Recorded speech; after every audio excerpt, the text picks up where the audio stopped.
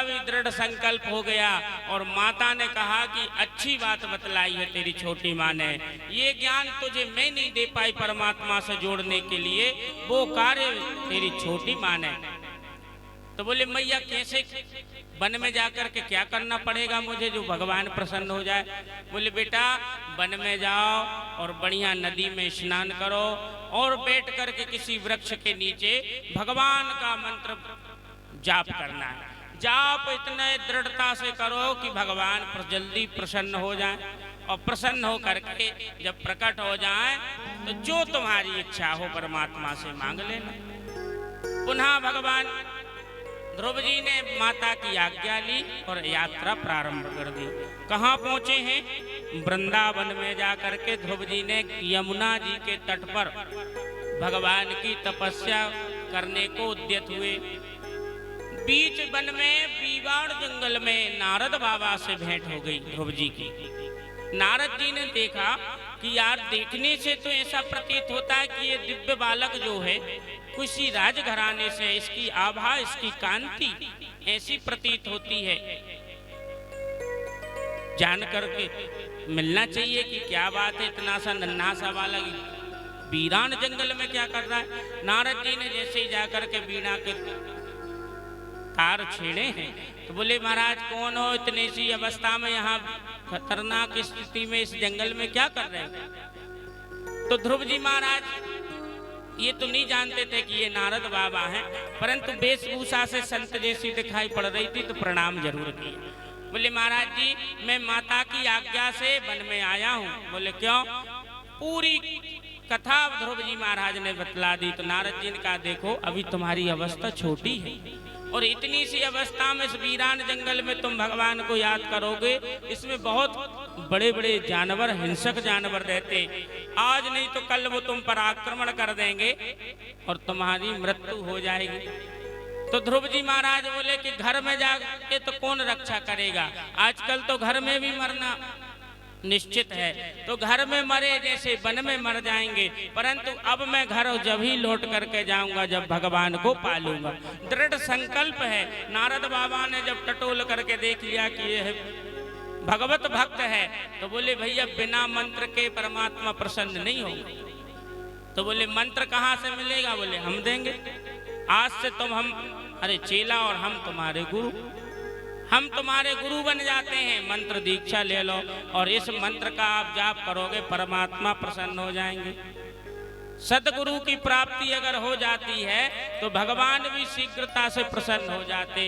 इसलिए गुरु तो बनाइए पर जान करके बनाइए। सद्बुद्ध गुरु को धारण करना चाहिए। पानी पियो छान के और गुरु बनाओ जान के। हर किसी को गुरु नहीं बनाने, गुरु के पाप को शिष्य को भोगना पड़ता है और हर किसी शिष्य को भी शिष्य नहीं बना लेना चाहिए। शिष्य को भी खूब परख लो कि ये शिष्य बनाने लायक है कि अथवा नहीं है। नहीं, शिष्य के पाप को गुरु को भोगना पड़ता है। एक जगह ऐसे ही शिष्य मिल गए और बोले गुरुजी हमें अपना चेला बना। एक गुरुजी के पास पहुंचे एक चेला, बोले हमें अपना चेला बना लो और आप हमारे गुरु बन जाओ। तो गुरुजी बोले भैया हमें कोई चेला मेला नहीं बनाना, और हट कर गया। बोले नहीं, मैंने तो वहीं से संकल्प करके आया हूं, मैं गुरु बनाऊंगा तो आपको ही बनाऊंगा अथवा किसी को गुरु नहीं बनाऊंगा। तो गुरुजी बोले भैया जब तुम्हारी इच्छा है तो ठीक है। कंठी दे दी, मंत्र दे दिया, दीक्षा हो गई। बोले आज से तुम हमारे चेला, हम तुम्हारे गुरु। तो बोले अब आज जब गुरु चेला बने तो कुछ सत्संग होना चाहिए गुरु शिष्य के बीच में। तो गुरुजी बोले ठीक है, क्या इच्छा है तुम्हारी सुनने की, हम वह सुना देते। तो बोले गुरुजी जो आपको अच्छा लगे। तो बोले रामायण जी सुनाए। तो चेला बोला कि रामायण इतनी सहज, कोई और ऊपर की चीज सुनाइए विशेष। तो बोले रामायण से ऊंची अब क्या होती। तो बोले ठीक है भागवत जी सुना देते। भागवत गुरुजी आप हमें पहचान नहीं पाए, समझ नहीं पाए हो, हम थोड़े। तो गुरुजी बोले सत्य कह रहे, हम वास्तव में तुम्हें नहीं समझ पाए। हम और भागवत कोई और ऊपर की चीज श्रवण कराइए। अन्य ग्रंथों के नाम गुरुजी ने लिए, आखिरी का गीता जी। तो बोले गीता जी भी हमारे लेवल की तो नहीं है, परंतु अब आप कह रहे हो तो आज गीता जी होने। गीता जी में पहले 8 श्लोकों में महात्म की चर्चा है, 18 अध्याय हैं और 700 श्लोक हैं संपूर्ण गीता में। 18 अध्याय हैं श्रीमद् भगवत गीता में, 700 श्लोक हैं और 8 श्लोकों का मंगलाचरण। तो महात्म की कथा है 8 श्लोक। तो 8वें नंबर का जो श्लोक है गीता जी के महात्म का, तो गुरु जी बोले कि भैया आज की चर्चा में हम महात्म की चर्चा करते हैं, कल से गीता जी प्रारंभ कर देंगे। चेला बोले ठीक है। अब गुरुजी ने प्रथम श्लोक को सुनाया, उसका अर्थ बतलाया, दूसरा सुनाया, दूसरे का अर्थ बतलाया, तीसरे पे पहुंचे तो गुरुजी बोले भैया कुछ समझ में ना आए तो पूछ लेना बीच बीच में, नहीं तो बाद में हम पूछे आपका गुरुजी हमें कुछ समझ में नहीं आए, तो अभी मौका है, अभी पूछोगे तो हम और बता देंगे। तो चेला बोला हमें और समझना है। तो गुरुजी ने विचार किया कि हम ही नहीं समझ पाए कि तुम्हें चेला कहां से बना। ठीक है, 7वें श्लोक तक स्थिति पहुंच गई। गुरुजी ने कहा कि भैया अब पूछ ले, कुछ समझ नहीं आया हो कुछ तो पूछ ले। अरे गुरु शिष्य की मर्यादा के लिए ही पूछ ले कि गुरुजी मुझसे ये नहीं बना। बोले गुरुजी मुझे सब समझ आ रहा, खूब अच्छे से सब ठीक, पूरा महात्मा हो गया है। 8वें श्लोक में कथा यह थी, पार्थो वत्सा सुधीर भोक्ता दोग्धा गोपाल नंदना। 8वां श्लोक कहता है कि पार्थ अर्जुन तुम बछड़ा हो। पार्थो वत्सा भगवान कह रहे हैं गीता में, पार्थो वत्सा सुधीर भोक्ता और दोग्धा गोपाल नंदना। इस संपूर्ण जगत संसार में, इस महाभारत युद्ध में, इसमें गौ माता रूपी यह गीता में तुम बछड़े का रूप धारण किए हो और मैं दोहन करने वाला ग्वाला हूँ। भगवान कह रहे हैं तुम गीता रूपी गाय के बछड़े हो और मैं दोग्धा गोपाल नंदना, गाय को दोहने का काम नंद नंदन भगवान का कर रहे। ये उसका अर्थ। जब शिष्य से पूछा गया बार बार कि भैया कुछ पूछ ले जो समझ में नहीं आया हो, तो बोले गुरुजी माँ की तो मुझे सब कुछ समझ में आया, केवल एक चीज समझ में नहीं आई। तो गुरुजी को उत्साह हुआ कि चलो कुछ तो पूछने लगा मेरा शिष्य। बोले क्या? बोले आप बार बार कह रहे थे पार्थो वत्सा सुधीर भोक्ता दोगधा गोपाल नंदना, तो वो दो गधा कौन है वो समझ में नहीं आया। अब गुरुजी ने सिर पर हाथ रखा, बोले भैया धन है।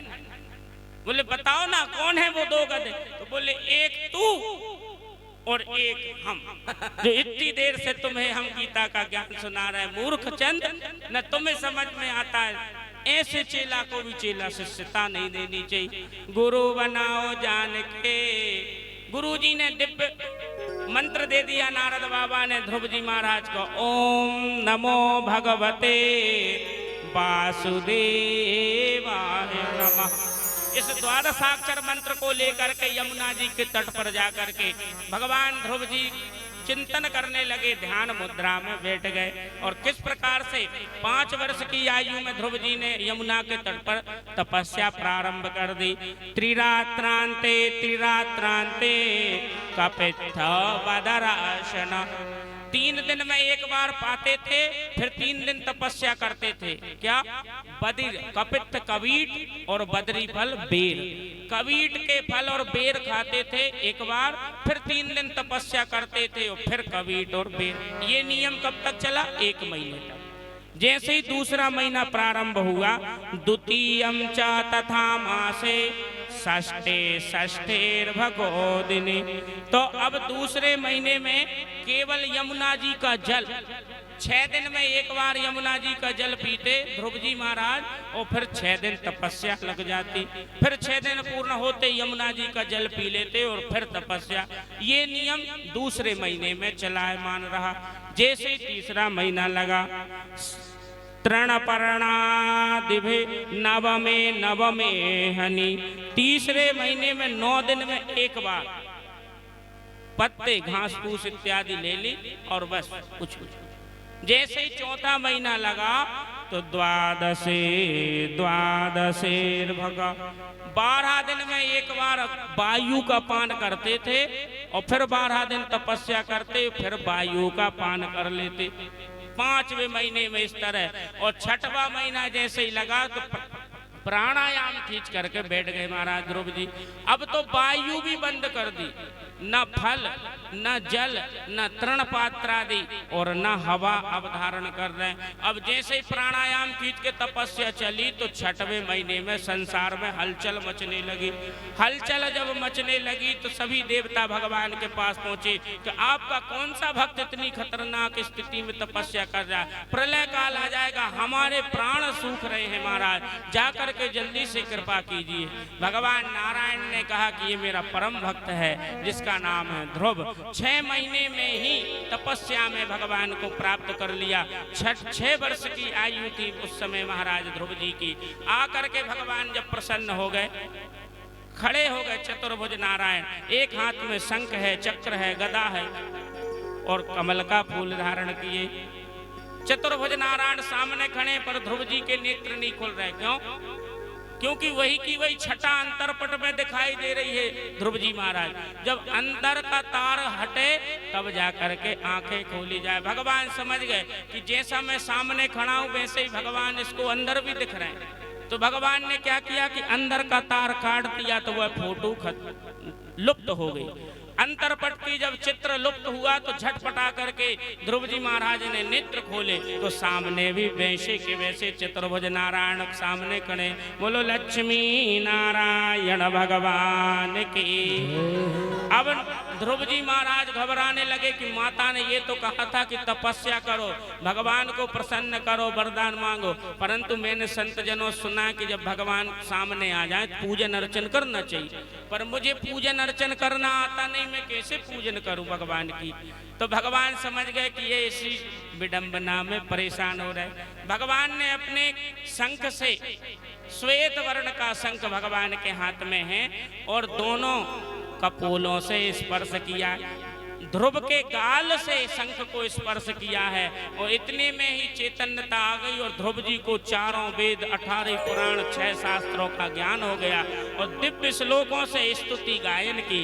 और भगवान ने कहा कोई वरदान मांग लो।